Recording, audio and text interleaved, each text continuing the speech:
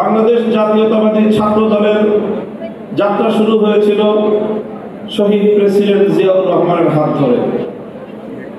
শহীদ জিয়াউর রহমান সাহেবের শাসনামল এবং তার নেতৃত্বের সময় খুব ভালো করে প্রত্যক্ষ করবার সুযোগ আমার হয়নি, কারণ তিনি যখন শাহাদাত বরণ করেন তখনও আমরা কৈশোরের সময় পার করতে পারিনি, তবে স্মৃতি এখনো কিছুটা মনে রয়েছে।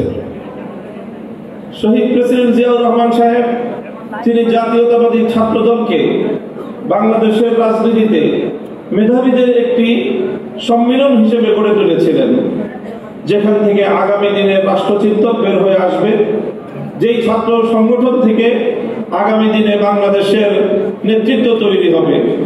আমি মনে করি ছাত্র দলকে তাদের সেই প্রতিষ্ঠার ইতিহাস এবং ঐতিহ্য অবশ্যই স্মরণ রাখতে হবে। আমি দীর্ঘ সময় আমরা দেখেছি আপনাদের বাংলাদেশ জাতীয়তাবাদী দলের নেত্রী বেগম খালেদা জিয়ার শাসনামল খুব ভালোভাবে দেখবার, প্রত্যক্ষ করবার এবং কাছ থেকে অনুভব করবার সুযোগ আমাদের হয়েছে। 4 দলীয় জোট যখন গঠিত হয়েছিল, 4 দলীয় জোটের 4 শীর্ষ নেতার মধ্যে অন্যতম একজন ছিলেন আমার বাবা মরহুম শাইখুল হাদিস আল্লামা আজিজুল হক রহমতুল্লাহ আলাইহি।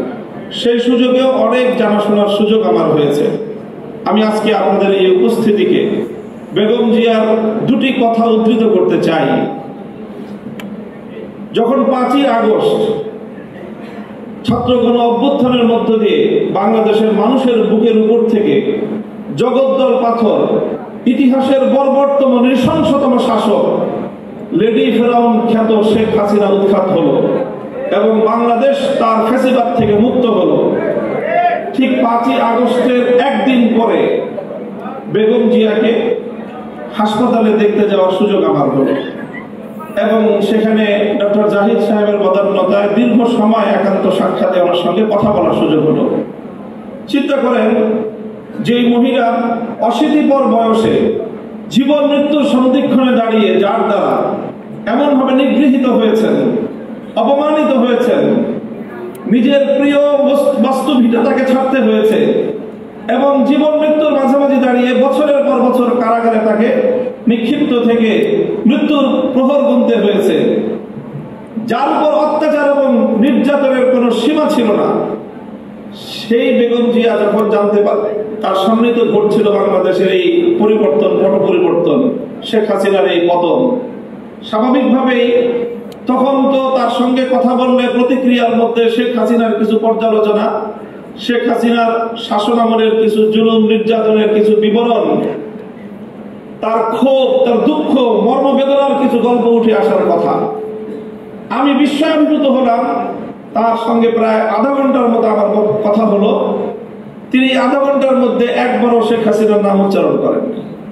তিনি পুরনো সময়টা 2টি কথা বলেছেন। একটা হলো আমার মরহুম বাবা শাইখুল হাদিস সাহেবের সঙ্গে তার রাজনীতির কিছু স্মৃতিচারণ তিনি করলেন এবং আমাকে সেজন্য অভিনন্দন জানালেন। আর দ্বিতীয় আরেকটি কথাই তিনি বারবার বললেন, তিনি বললেন যে আপনাদের কথা মানুষ শুনে, আপনারা মানুষকে গিয়ে বলেন, দেশের জনগণকে গিয়ে বলেন, কেউ যেন দেশের সম্পদ নষ্ট না করে। এই সম্পদটা আমাদের, গণভবন, প্রধানমন্ত্রীর কার্যালয় সহ এই রাষ্ট্র আমাদের। মানুষকে শুধু একটা কথা বলেন, যেন কেউ এই রাষ্ট্রের কোনো সম্পদ নষ্ট না করে। আমি অভিভূত হলাম যে এই পরিস্থিতিতে একজন মানুষ, তার কিন্তু নিজের অতীত জীবনের দুঃখ কষ্ট নিয়ে কোনো ইতিহাস তার মনে নেই, তার শুধু মনে দেশপ্রেম, মানুষের ভালোবাসা, দেশের সম্পদের ভালোবাসা, দেশটা যেন এগিয়ে যেতে পারে। আমি মনে করি যারা জাতীয়তাবাদী রাজনীতি করেন জাতীয়তাবাদী দলের, আপনাদের সকলের আপনাদের নেত্রী থেকে এই দেশপ্রেমের শিক্ষা গ্রহণ করা উচিত এবং সেভাবেই দেশকে ভালোবেসে দেশকে গঠন করার জন্য আত্মনিয়োগ করা উচিত। এবং আমি ওনার ব্যক্তিগত জীবন এবং তার অর্থনৈতিক স্বাবলম্বিতা সম্পর্কে যে তথ্য আমরা জানি, সেটা আসলেই বিস্মিত হওয়ার মতো যে 3 বার বাংলাদেশের রাষ্ট্রপ্রধান, প্রধানমন্ত্রী থাকা পরেও তার অর্থনৈতিক যে সক্ষমতা, তার যে সাধারণ মাত্রা, সেটা বিস্মিত হওয়ার মতোই। কাজে সেই চেতনা থেকে, সেই প্রেরণার দ্বারা আপনারা রাজনীতি করবেন, এটা জাতীয়তাবাদী ছাত্র দলের সকল নেতা কর্মীর প্রতি আমার উদাত্ত আহ্বান থাকবে।